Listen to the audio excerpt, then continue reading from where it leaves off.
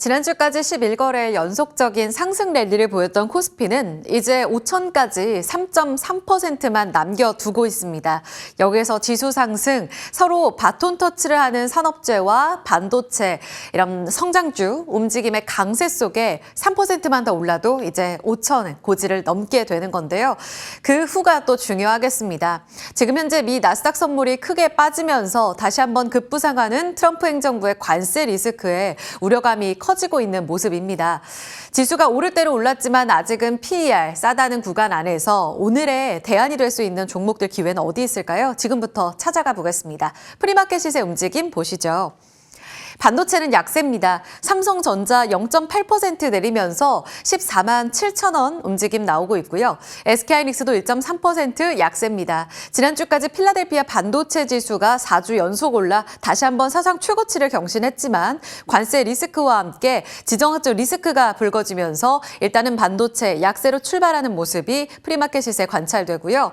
지난주 금요일에 다시금 반락이 나왔던 2차 전지도 현재는 약세. 금요일장 코스닥 안에서 좋았던 바이오가 다시금 하루 만에 매물 출회가 조금 나오고 있습니다. 알테오젠 기술 기업들과 기술 수출 거의 10건에 가깝게 논의가 진행되고 있다라는 내용으로 지난주 강하게 불을 뿜어냈습니다. 50만 원까지 일단은 안착을 한 모양인데 오늘의 변동성 속 기회는 잠시 후 여쭤보도록 하고요. 지금 현대차, 로봇 여전히 강한 시세 유지가 되고 있습니다. 자, 산업재 안에서 보시면 조방원 다 강합니다. 한화 에어로스페이스가 2%의 급등 움직임으로 그린란드를 둘러싼 영토권 분쟁은 더욱더 가속화되는 모습이고요. 지금 조선 관련해서는 캐나다 잠수함 수주 관련해서 3월까지 결과를 대기하는 모습 속에 하나오션과 HD 현대중공업의 직전 고점 돌파 기대감 커지고 있습니다. 원전에서는 두산 에너빌리티 우리기술이 프리마켓 시세에 강한 모습을 보여주고 있고요. 지금 바이오 안에서는 펩트론만 2% 강세입니다. 원전 보시죠. 우리기술 15%의 급등 움직임으로 지금 거래량이 강하게 실리고 있는 모습이고요. 더불어서 두산 에너빌리티 2% 가깝게 상승입니다. 지난주에 자동차 정통 부품 안에서 서현이하가 강하게 반등을 줬는데요. 이틀 연속적인 강세로 확인이 되고 있고요. 로봇 안에서는 유진 로봇, 나우 로보틱스의 강세, 우주 관련 개별주들의 변동성도 확인해 볼 필요가 있겠습니다. 자, 주요 포인트 넘어가겠습니다. 첫 번째 반도체입니다. 지난 금요일에 미국 시장에서 필라델피아 반도체 지수 사상 최고치 경신했습니다. 그리고 그 안에서 나스닥에 가장 많이 오른 종목은 마이크론 테크놀로지였습니다. 이젠 시총 20위에 등극하면서 358달러를 돌파한 모습 확인되고 있고요. 이렇게 365달러를 돌파한 모습 확인되고 있고요. 이제 증권사 IB에서 보고 있는 400달러까지 과연 진입할 것인가 기대감이 커지고 있습니다. 재료가 됐던 건 생산 캐파를 확대한다. 여기에 있습니다. 아시겠지만 삼성전자가 디램 메모리 안에서는 1위, 2위가 하이닉스, 그리고 3위가 마이크론으로 캐파에 있어서는 1, 2위와 마이크론이 현저하게 큰 차이를 보여왔습니다. 그런데 마이크론이 생산 신규 팹을 건설하는 대신 인수로 카드를 잡았습니다. 대만의 PSMC라는 P5 팹을 18억 달러에 인수하겠다라고 밝혔고요. 이 PSMC라는 기업은 글로벌 디램 매출 기준으로는 6위 차지하고 있고 삼성전자와 마찬가지로 위탁 생산, 그러니까 파운드리 쪽으로도 크게 생산 캐파를 늘려가고 있는 기업인데 이 공장을 인수하면서 이제 위탁 생산과 관련해서도 마이크론이 다 주문하는 내용들을 생산할 수 있는 역량이 생긴 겁니다. 내년 하반기부터 디램 생산 능력을 확보하면서 웨이퍼 크게 생산이 늘어날 것이다라고 이야기가 나오고 있고요. 마이크론은 웨이퍼 그리고 이 PSMC는 이 디램 위탁 생산 쪽으로 양사 협의가 장기적으로 이루어질 가능성이 커지고 있습니다. 지난주 TSMC 실적 발표와 함께 캐펙스 확대로 소부장단에서 설비 투자에 대한 기대감을 안고 달려가는 모습이었는데요. 다시 한번 우리 시장 안에서도 마이크론의 생산 캐파 확대가 어느 방향으로 흘러갈지가 중요하겠습니다. 당장 삼성전자에는 위협이 될 수 있을지, 소부장 안에서는 또 수혜주를 어떻게 챙겨봐야 될지가 관심인데요. 오늘 반도체가 프리마켓 시세에서 약한 모습을 보이고 있는 것은 이 관세 리스크에 민감하게 반응하는 것으로 보입니다. 글로벌 쇼티지가 계속되면서 오늘도 JP 모건 체이스에서는 삼성전자 삼성전자 18만 원의 목표가 상향 조정 리포트를 내놨어요. 하이닉스도 같이 눈높이를 높였습니다. 다만 말씀드린 대로 지난주부터 미 상무장관 입에서는 반도체 기업들에게는 딱 두 가지 선택지가 있다며 우리 기업 그리고 일본 기업을 압박하는 모습이었습니다. 관세냐 아니면 미국에서 생산하냐. 이미 아시겠지만 지난 11월자로 한미 정상회의를 끝내고 우리 쪽에서는 이 상호관세율을 낮추고 어느 정도 관세와 관련돼서는 합의를 본 부분이 있습니다. 하지만 반도체에 관련돼서는 구체적으로 명확하게 품목관세에 있어서는 계속 트럼프 행정부에서 발표를 하지 않았었는데요. 최애국 대우 적용을 약속한다. 이 정도만 남겨둔 상황이었습니다. 그래서 우리 기업들도 삼성전자는 미국의 테일러시의 공장 올해 하반기에 가동을 목표로 해서 지금 짓고 있고 SK하이닉스는 2028년 공장 완공을 목표로 해서 인디애나주에 공장을 짓고 있는 상황입니다. 이렇게 미 생산에 있어서 어느 정도 선택지를 보여줬지만 여기서 추가적으로 더 투자를 단행하라라는 압박으로 해석이 되고 있는 상황입니다. 따라서 지금 차트 잠깐 보고 갈까요? 삼성전자가 지금 1%의 약세 움직임을 나타내고 있는데요. 지난주까지 차곡차곡 잘 올라오며 52주 신고가를 그리고 사상 최고치를 다시 한번 경신한 삼성전자. 지금 위치에서 등극한 이 관세 리스크와 또 엔비디아, 그린란드 관련된 지정학적 리스크를 오늘 소화하게 되면 약세에서의 전략은 어떻게 세워봐야 될지가 관심입니다. 잠시 후 전략 여쭤보도록 하죠.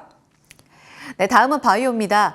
위고비가 지난 5일에 이 경구용 먹는 다이어트 비만 치료제를 내놨습니다. 이미 노보노디스크는 비만 치료제 피하 주사제로도 굉장히 MS를 키워왔던 기업 중에 하나죠. 일라이릴리와 노보노디스크 이렇게 양대 산맥으로 흘러가면서 비만 치료제 올해 뛰어들 후발주자 MS 어느 정도 가져갈까 관심이었습니다. 그리고 달라지고 있는 이런 주사 관련해서도 한 달에 한 번 더 이렇게 기간을 늘려서 맞을 수 있는 더불어 먹을 수 있는 주사제와 관련된 비만 치료제와 관련돼서도 관심이 높아지고 있는데 여기에 좋은 성과를 내놨다는 뉴스들이 반영이 되고 있습니다. 출시 첫 주 만에 지금 알약 처방 건수가 3,100건을 돌파했습니다. 비교 대상이 없어서 좀 헷갈리실 텐데 일라이릴리가 먼저 먹는 비만 치료제를 내놨어요. 젯바운드 출시 첫 주 만에 1,300건이었다고 하고요. 둘째 주에 8,000건으로 대폭 증가하는 모습을 보여줬습니다. 출시 첫 주보다 둘째 주에 더 폭발적이었던 릴리 그리고 출시 첫 주부터 3,000건으로 일라이릴리의 성과를 뛰어넘은 상황입니다. 이 노보노디스크의 위고비 둘째 주에 대한 기대감이 더욱더 커지고 있고요. 이 MS가 확대된다면 다시 한번 이 제형이 바뀌거나 경구용 치료제에 대해서 기대감이 커질 수밖에 없을 겁니다.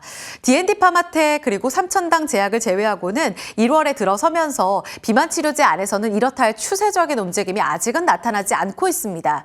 그리고 지난주 급반등을 보여준 바이오 종목들이긴 하지만 JP모건 헬스케어 컨퍼런스 안에서 실망감이 반영되면서 세럼 물량이 급격하게 나왔었는데요. 다시 한번 바닥을 다지고 단기간에 반등을 준다면 비만 치료제 안의 강자는 누가 될 수 있을지 보셔야겠습니다. 차트 움직임 보겠습니다. D&D 파마텍은 1월 들어 1%가량의 상승 움직임을 타면서 비교적 견조한 모습을 보여주고 있습니다. 오늘도 강보합권의 등락을 나타내고 있고요. 펩트론 이어서 체크해보면 펩트론이 시총 상위주 안에서도 유독 강한 모습을 보여주고 있습니다.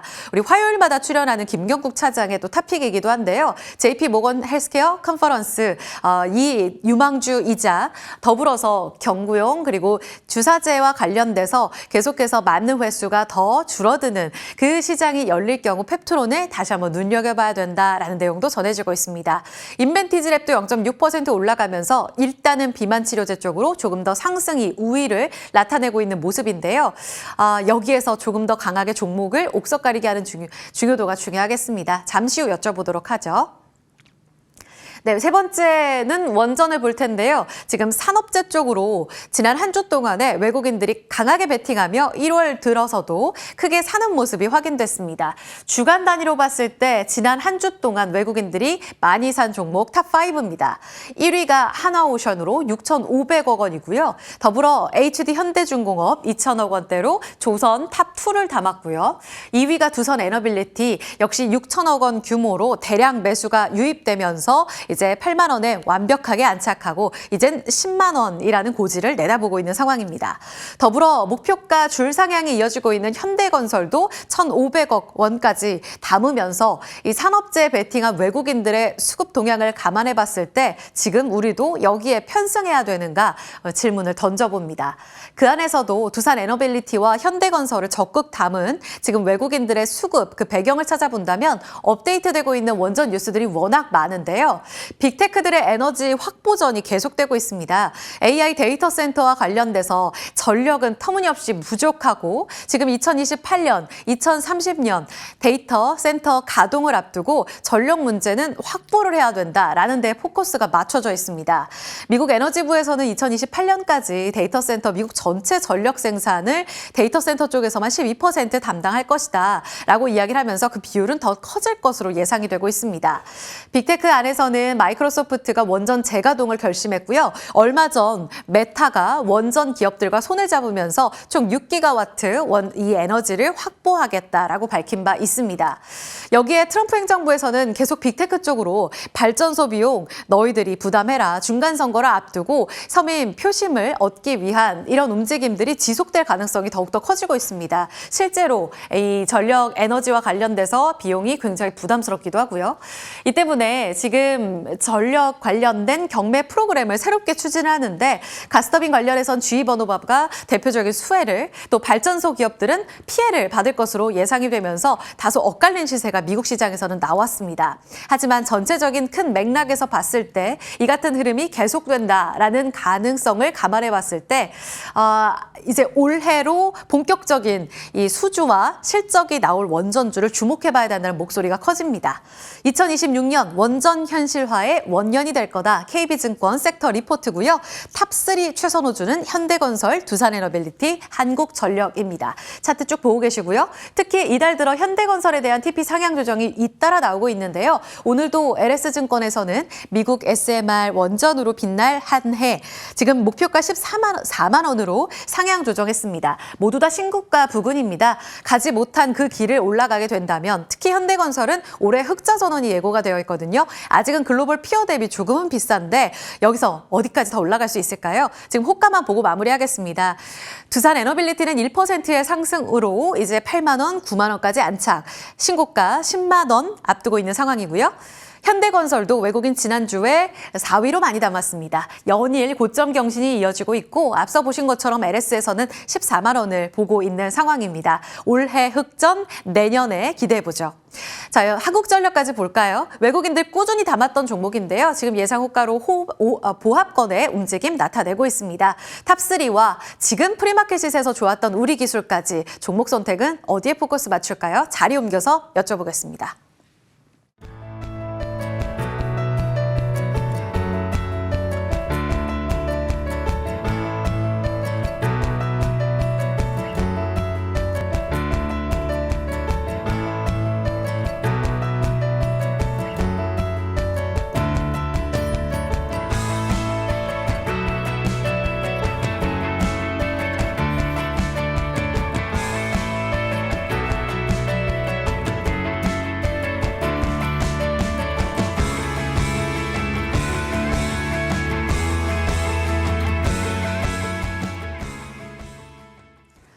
예상 호가 들어오고 있습니다. 이 부분부터 점검해보죠.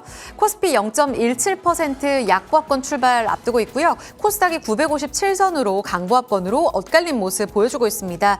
나스닥 선물도 지금 약보합권으로 낙폭은 좀 줄여가고 있습니다. 다행이네요. 두 분과 전략 세워보죠. 김태성 ISF 본부장, 이충원 밸류파인더 대표입니다. 두 분 어서 오세요. 네, 안녕하세요. 네, 이충원 대표님께 반도체부터 여쭤볼게요. 일단은 불장을 주도하면서 지난주에 삼성전자가 다시 신고가의 고지를 점한 상황인데 지금 관세 리스크 커졌죠. 지정학적 리스크도 커지면서 미국 필라델피아 반도체 지수 사상 최고가에서 못 따라가는 흐름이 호가에 나온단 말이에요. 네. 이 대표님, 오늘 조정에 한 표를 줘야 되는 건지 그러면 갖고 계신 분들과 비중 확대를 고민하시는 분들 다 고민이 있을 텐데 어떤 전략 주시겠습니까? 일단 간밤에 이제 마이크론 테크놀로지의 이제 호재성 이제 지분 매입 공시가 있으면서 지분이 이제 급 상승을 했고 필라델피아 반도체 지수 좋은 모습을 보였었는데 일단 그거는 개별적인 이슈가 될 거고, 그리고 오늘 삼성전자 같은 경우에는 지금 기준으로 한 1%대 하락 출발이 예상이 되고 있고, 하이닉스는 반면에 플러스 2%대 상승 출발이 예상되지만 대체거래소에서는 1% 가까이 하락을 했었거든요. 그러니까 반도체에 대해서 생각을 하는 부분은 결국은 외국인의 수급에 의한 결정, 그리고 삼성전자의 또 이제 상속세를 위해서 뭐 1,500만 주, 2조 원 정도의 또 주식을 매도를 6월까지 해야 된다라는 여러 가지 복합적인 이슈가 나온 상황에서 반도체 같은 경우에는 사실 어느 정도 쉬어가도 이상하지 않을 정도로 많이 상승을 했습니다. 그러니까 많이 상승했으니까 쉬어간다라기보다는 그동안에 이런 자금 수급적인 요소에 집중을 많이 받았기 때문에 그 다른 쪽 수급 요소를 찾아간다라고 한다면은 일단은 매도가 좀 나올 수밖에 없는 그러한 환경이 될 것 같아서 상승할 때 비중 확대보다는 이렇게 좀 쉬어가는 국면에 있을 때에 좀 매수가 좀 낫지 않나. 그러니까 오늘보다 뭐 예를 들면 내일 이번 주 주간에 더 하락을 한다면, 뭐 지금 나오는 것처럼 여러 가지 관세에 대한 얘기들이 좀 나오다 보니까 좀 부담스러운 위치에서 차익 실현 매물이 나오는 그림으로 지금 가는 게 아닐까, 좀 그렇게 보이고 있습니다. 그쵸. 언제 조정이 나와도 이상하진 않습니다. 이제 하이닉스의 실적을 향해 달리고 있는데 전체적인 분위기는 문제 없다고 보셨어요? 오늘 공략할 종목을 MZ로 주셨는데요. 어떤 연결고리로 접근하면 돼요?